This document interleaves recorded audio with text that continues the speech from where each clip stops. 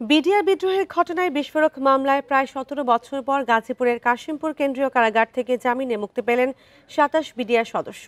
এর আগে গতকাল কাশিমপুর কেন্দ্রীয় কারাগার ১০ জন ও হাই সিকিউরিটি কেন্দ্রীয় কারাগার থেকে ১১ জন জামিনে মুক্তি পান।